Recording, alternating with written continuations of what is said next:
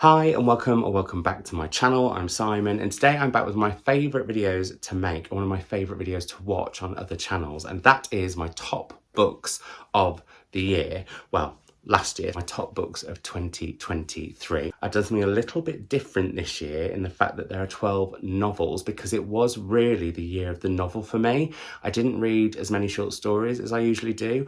I didn't read as many poetry collections or non-fiction books as I intended to do. That's something that I would like to work on more this year. Right, let's get cracking because we've got 12 and a few more books to get through, and starting at number 12 is a book that I wasn't sure I was going to love because it sounds super complex, and I'm aware that when I talk about it it's hard to not make it sound super complex, which the author manages to do brilliantly. And the book is Blackouts by Justin Torres, and this is all about Juan Gay, who is dying. He's at a place called the Palace.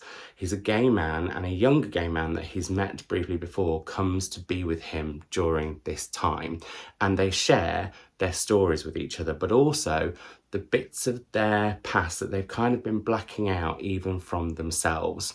And at the same time as all of this, Juan wants to pass down not only his own personal history, but also the history of what it's been like for queer people in the past through some works that he has by a queer anthropologist called Jan Gay, who was a real person. I guess it could almost be faction. Some of the works of Jan Gay's are in the book and they have been blacked out. What this does, which I think is fascinating, grimly so, is it looks at how queer people have been treated by anthropologists, scientists and society in the past. So it omits a lot of what goes on, but amongst the omissions there are almost little mini stories within themselves that kind of interlink with what's going on. And I was hooked by this. I thought it was going to be possibly a bit pretentious, possibly a bit alienating, but it wasn't at all. It was really powerful, and it is very much a book about passing on history, and the generations ahead of us still have the knowledge of what happened, not necessarily to keep and become depressed or angry or vengeful about, but just so that they have it, especially because we are not equal yet. And yeah, I thought this was brilliant. It won't be for everyone, but it was definitely for me. Then at number 11, I have Land of Milk and Honey by C. Pam Zhang. This is set in a dystopic, not too far dystopic future to be fair, where food is running out and people are living off this kind of horrible powder. And we meet a chef who is trying to work with this as well as she can. She sees this kind of elusive advert for a job, and she gets the job. She's not a Michelin star chef, but she pretends she is, and ends up in this, I want to say kind of Netherland, because it's an unnamed country which has mountains. And actually I felt like that was sort of linking into this place at the top of the mountains, which is a bit like where the gods in classical myths live. So yeah, a bit like Olympus. Anyway, she goes there and there is an abundance of food, from strawberries to woolly mammoths. And of course, you want to read on to find out what the funk is going on, but also it's very much a book about privilege. It's a book about hunger. It's a book about class. It's very much a book about race in a way that I hadn't read before and found incredibly powerful and poignant. And at the same time, it is like this dystopic, I don't know, sort of brooding, atmospheric novel that, yeah, I really loved. I really loved her debut. How Much of These Hills is Gold? I really loved that. And this was something completely different, which I really enjoyed. And I should say, actually, I loved We the Animals by Justin Torres when I read that about 10 years ago. And this was very different from that. So that's exciting. And we're going to another second novel by an author that I love with number 10. And that is Ayobami Adebayo's A Spell of Good Things. This is set in Nigeria, and we meet two young people living in the same city but in very different classes and areas. However, they're both going through really difficult things. So we meet Eniola, who is a young man who was his family were incredibly affluent. However, his father lost his job and now they are living literally picking up food off the streets. And we also meet Warola, who is training to be a doctor. She's from a very affluent family who are doing incredibly well. There's a lot of expectation on her, particularly around her getting married and being settled. And the man that people want her to marry is not the nicest of folk. And so we follow these two characters as they're dealing with their own personal issues, but also how their lives start to intertwine. And it heads to a really shocking point, and this book made me cry. It was one particular sentence that really set me off, and I thought what was incredible about this book, and it kind of links to the next one as well actually, this book's a slow burner, but Ayobami beguiles you and holds your hand firmly. She takes you on these two young people's sort of journeys and lives, and then really gets you at the end, which I thought was really, really powerfully done. Really, really good. We're moving on to a debut now, but again, one that's a bit of a slow burner, as I mentioned, but one that definitely beguiled me. And I think beguiled is my word for my year of reading in 2023. Anyway, what is at number 9? It is Mrs. S by Kay Patrick. And I wasn't sure, a little bit actually, like with Blackouts, if I was going to enjoy this book, not because of the complexity and the different kind of media as well, but this is because I wasn't sure about the writing style. It's kind of stream of consciousness-ish. There's no speech marks, and yet the sentences are incredibly short, and I just wasn't sure. But within, I would say, 10, 15 pages, I was with it, I was in it, and I was in the mind of an Australian woman who gets a job as a matron at a boarding school, and there she meets the headmaster, Mr. S, his wife, Mrs. S, and becomes kind of obsessed with her and fixated by her, and we follow their relationship. It gets incredibly steamy, as Kate Harrison Harris would say. What I thought was brilliant about that was, even though it's incredibly full on at points, that's kind of part of the point of the book, and it wasn't voyeuristic. It was very much necessary to the characters because it was what sort of links them, pun not intended, together. What I also thought was great about this book was how it looked at butchness, and I've not seen that written about very much before personally. The way that our unnamed narrator, or the matron, is very masculine and very butch. It's almost like the femininity of her is forgotten, and it looks at that, and it looks at stereotypes and what people put on someone who is butch, or what their expectations are of someone who is butch. And I thought that was really, really, really brilliant done, as well as it just being a really gripping, saucy romp. There we have that. Then at number 8, we have Trespasses by Louise Kennedy. Now, some of you may be surprised because some of the Women's Prize shortlisted and long-listed books that I really loved haven't made my top 12. Some of them I actually predicted would win over this, but this book has grown and grown and grown on me. And one book I guess I feel bad that I'm omitting is Fire Rush by Jacqueline Crooks, because I really loved that. However, I'm planning on reading her short story collection and Louise's short story collection later this year, so I'll be talking about them more as authors at another point. Anyway, Trespasses, what's it about? It is set during the Troubles, and it's about Kushla, who is working as a teacher. And one of the parts of this book that I found really poignant was how when Kushla goes into school, she's observing how the children are taking in the news and how words of war and terror are becoming part of their vocabulary.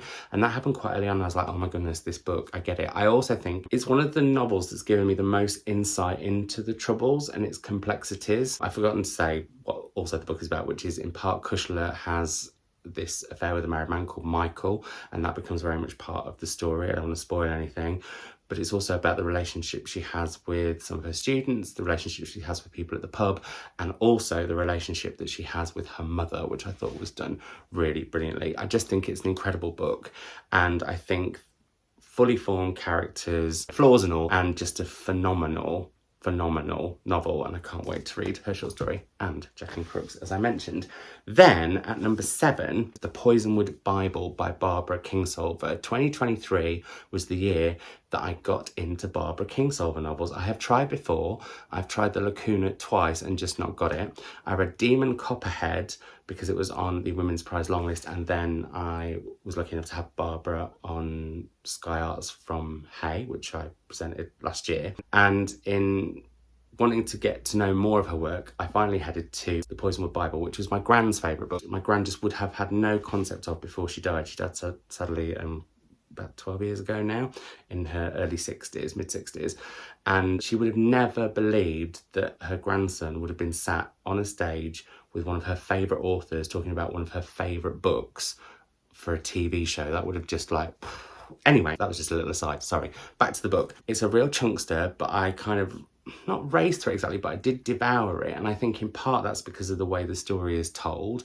It's was going to say about a man called Nathan Price. Nathan Price is never really in the book. We never hear from his point of view, and yet because he's mentioned so often by his wife and his daughters, who tell the story of what happened when they ended up going to the Congo on a mission that Nathan Price had told them he'd been sent on. He hadn't. He was a self-proclaimed missionary. We know from the beginning, because of the way his wife sort of sets the scene at the start of every part and at the very start of the novel, that something awful happened, or awful things happened while they were in the Congo. And then we head into the minds and stories and narrations of their 4 daughters. And what's incredible about this is all 4 of the daughters' voices are completely different.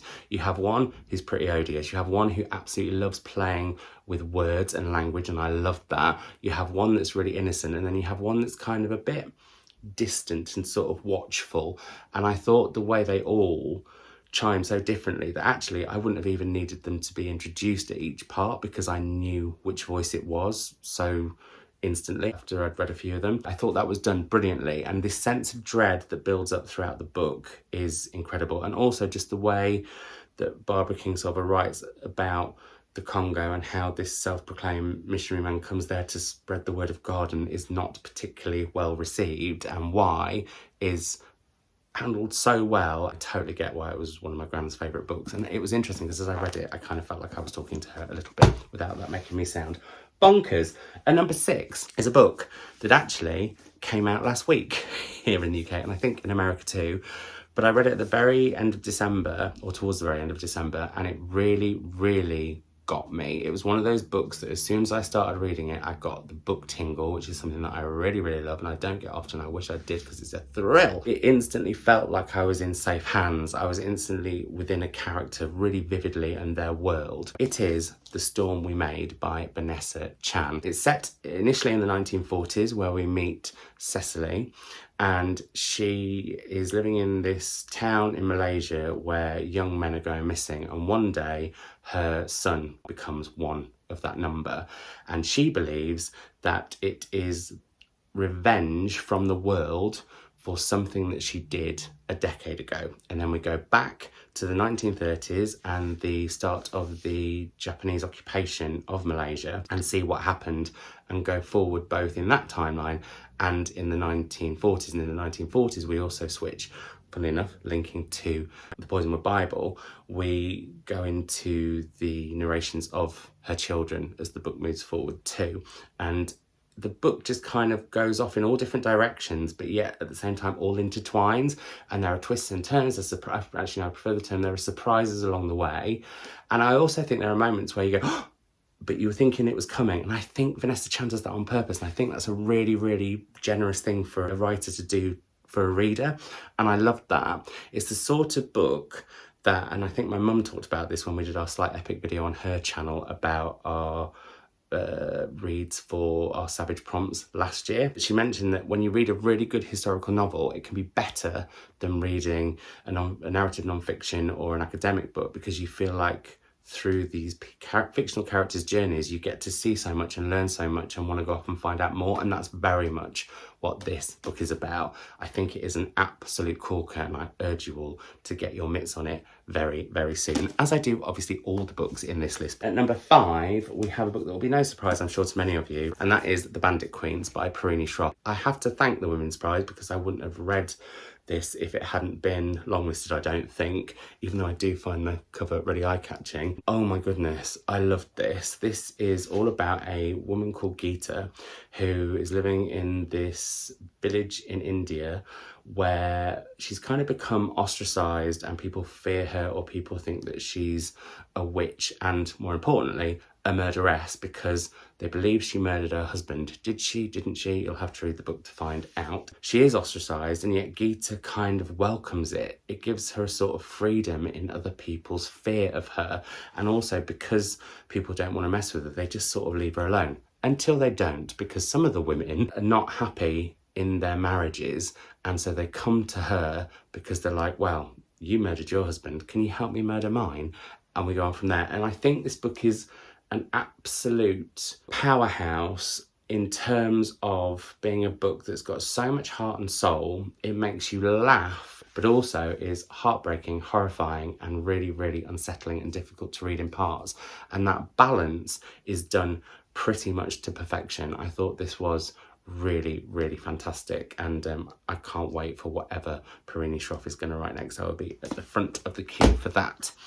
Then we have at number 4 my first read of 2023, and it stayed one of my absolute favourites. It's The Bluest Eye by Toni Morrison. Now, this is a book that is incredibly hard to read. It deals with some really, really difficult subject matter and will not be for everyone. However, what I think this book does so incredibly is, as we meet a young woman called Pecola, she's kind of on, a bit like I was saying about Gita, she's been ostracised by everybody, but through no fault of her own, she's just kind of become the brunt of everyone's anger, annoyance, viciousness, bar the exception of a wonderful group of prostitutes. And I loved what Toni Morrison did with those women, but also within her own house, she's going through horrific things.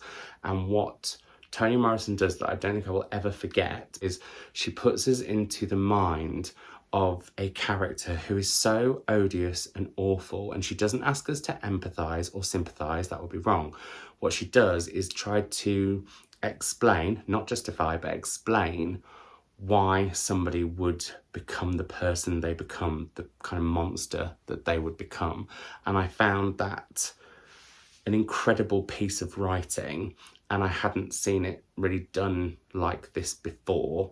It's a very hard book to read, but it's one that's so visceral I will never forget it. I think maybe it's not made the top 3 because there's very little joy within this book, and with the others there is, even though they're also about some very difficult things. So there we go, we have that one. Number 3, and here we have again a book that I read towards the end of last year, but this has stayed with me, and I want to read every single thing this author has written before this book, for it is their latest. It is the Heaven and Earth Grocery Store by James McBride. It's just such a incredible piece of fiction that beguiles you. It just does things on so many different levels. So I will say, when it started, I was a bit confused. Not with the first part, which is where a body has been discovered in Pottstown, in Chicken Hill specifically, which is where this book is pretty much set. And on the remains is a Jewish medallion, and there's somebody in that area of town who has one of those same medallions, so is questioned, and I think this is in the 1940s. And then there's a big storm and everything gets washed away, but we then go back to the 1920s and we meet a Jewish man who is setting up his life in Chicken Hill, and it looks at how his life goes, well, how he builds his life, how he meets his wife. We get to know them.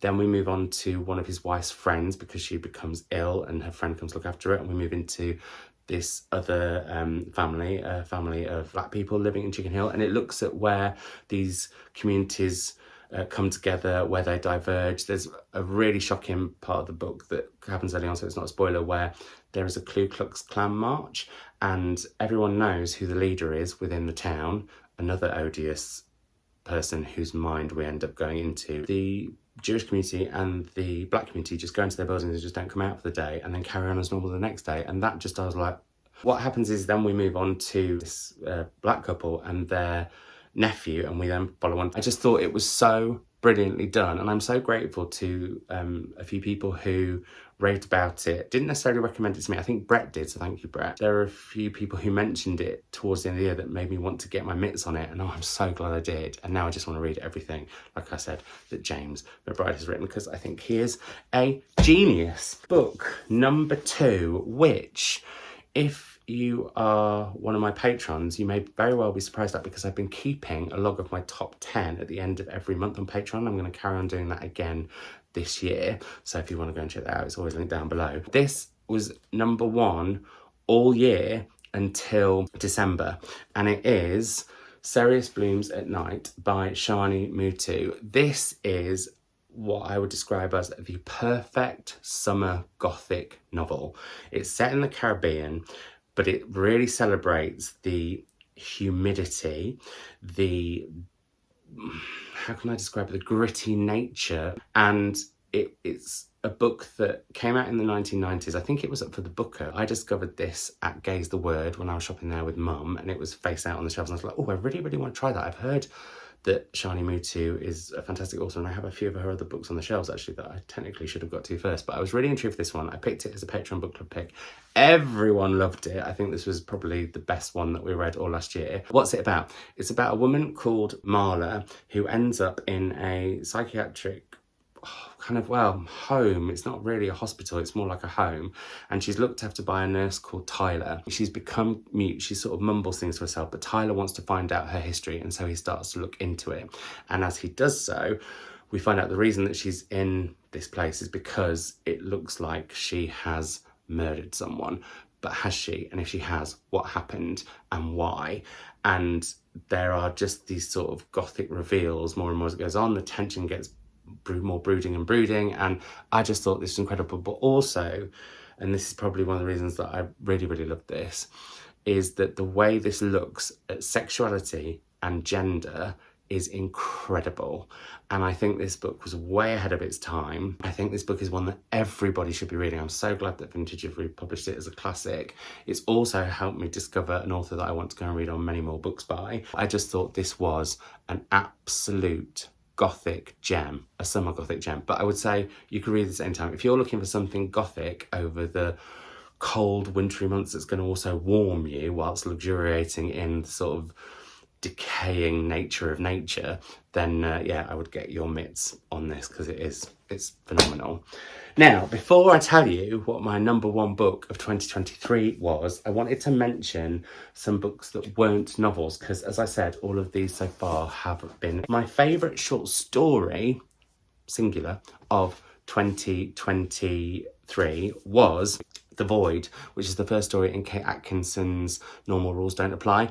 I absolutely love this book, and Kate Atkinson is one of my favourite authors, and she's one of my favourite authors who I actually got to because I didn't get to Rose Tremaines, I didn't get to Samantha Harvey's. That's why they're not in this list. I loved the whole collection overall, but it starts with a story where there are these sort of, the first book I was talking about again, blackout moments where everything goes dark, and if you're outside, basically you die. So this woman is in Waitrose when it first happens, and it's just, there's this surrealness but so much plausibility within it, and the way Kate Atkinson writes is just phenomenal. So that's my favourite story, and it would have been my fate.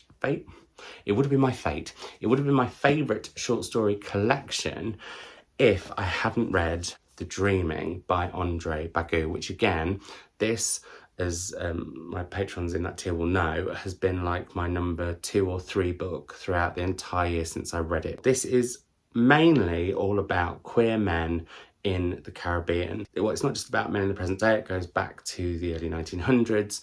The way it looks at desire and the way it looks at how we yearn for things that society tells us we shouldn't have but are actually completely and utterly natural is brilliant. It's got a slight hot under the collar nature to it too, but again, it's not voyeuristic. It's very much part of what these characters are about, because in some ways the secret sex they have defines them, and it's the only way they can be defined. The rest of the time they're living in secret, in shadows. There's something in that that's so brilliant. I loved every single story, and that does not happen in a collection very often. Absolutely phenomenal. I had the joy of meeting Andre this year, and yeah, I just thought this was utterly, utterly, utterly incredible. I should say, I really, really loved Andre's poetry collection, Narcissus, but my number one poetry collection of this year was Please Do Not Touch This Exhibit by the wonderful Jen Campbell. This is such a honest, raw, beautiful, haunting, emotional collection that looks at potential motherhood, it looks at disability, it looks at the journey to become a mother when it's not easy. It looks at how people treat other people and other people, sometimes unintentionally, yet directly. And I think the way that Jen has shared some of the things that she's been through and the emotion behind them is utterly, utterly incredible. If you haven't got your mitts on this yet, then please, please do. But do have tissues to hand, because I cried. And I don't think there has ever been another poetry collection that has made me cry. Some have made me laugh, but never ever made me cry. And I think that shows how the raw nature or the rawness of the nature of these poems is so powerful. So yeah, absolutely incredible. Before we go on to non-fiction, I'm going to a book that sort of straddles non-fiction and fiction and journalism and reportage, and the author describes as, I'm not going to be able to find this now, yes I am, the journalistic genre of chronica, a hybrid form at once informative and interpretive. These stories were told by people to the author. And because of that, I couldn't kind of put it in my fiction as I did for a little bit, because some publishers say it is fiction and some publishers say it's not, depends which country it's published in. Whatever it is, it's absolutely phenomenal. It is This Is Not Miami by Fernanda Melchor, translated by Sophie Hughes. And these are snapshots of life in Mexico. The first piece of reportage, fiction, non-fiction, whatever you want to call it, oral essay retold, I don't know, is about aliens and this alien sighting. One story is about people trying to get to Florida and getting off the stop early and suddenly being immigrants in the wrong place. And that was really, really haunting in a very different way. But speaking of haunting, there's also ghostly tales within here. There's exorcisms, there's haunted hospitals, there's, honestly, it's so good and so unlike anything else I've read that I couldn't not include it. So amazing. And then penultimately, before my number one book of the year, my favourite non-fiction book of 2023 was The Golden Mole and Other Vanishing Treasure by Catherine Rundell. I read this again towards the end of the year and it just won me over. It's I think a very clever thing that Catherine Rundell does with this book, because it's about animals, well, very endangered animals. Some of them will really surprise you because they are much more sort of, I guess, everyday animals, and then some of them are more fantastical.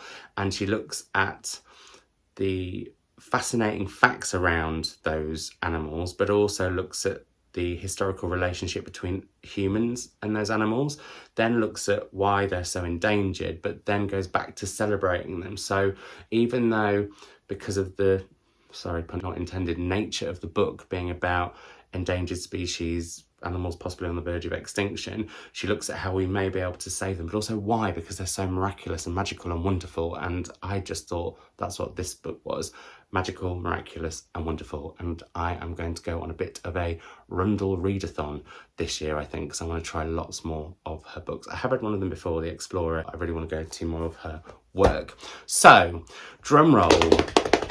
What is my number one book of 2023? Well, it's a book that if you're not in the UK, it's really difficult to get your hands on. And I put a plea out to publishers in the UK to publish this book because it is so brilliant. It is My Government Means to Kill Me by Rashid Newson. And this is about a young man called Earl who leaves a very privileged family background to go to New York in the 1980s. He is a black gay man. He ends up moving through all different parts of society within that period and gets so much different insight into times, but also it looks very much at the AIDS epidemic. And this book is, it's really hard to describe this book because one, it's just an amazingly written novel and story about this man called Earl, who is quite a tricky character, yet you kind of love him at all points, even when you shouldn't. And it looks at the secrets that he's keeping and the reason that he's run away. So there's kind of almost this mystery going on. It looks at, like I said, the people that he meets through history. So it might be the Trumps, it could be Rustin. I went off and watched the movie on Netflix after I'd never heard of Rustin before. And what it does that I wasn't expecting to love is it has these footnotes in it, which normally really, really put me off a book. But each one of them is either about some music that Earl might be listening to, so I would go off and listen to an album, or it might be, so when he first meets Rustin, there's like a little bit about him, so you go off and find out more about him.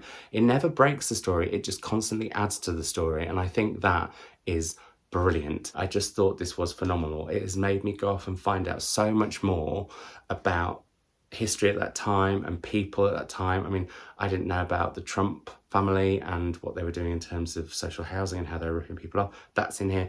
And what I also thought was really, really incredible is it could it could seem too coincidental for one character to get to bump into all these walks of life, but because of the places he goes and because of the secrecy of homosexuality at the time, it's really plausible. Like, he meets some of them in bathhouses, but also it celebrates that part of queer culture that has kind of vanished more in the modern day, partly because of the AIDS epidemic, and it looks at how black people were treated in the AIDS epidemic too, but also looks at the just social, I guess, mores and the prejudices of the time, but just does it in this really powerful way.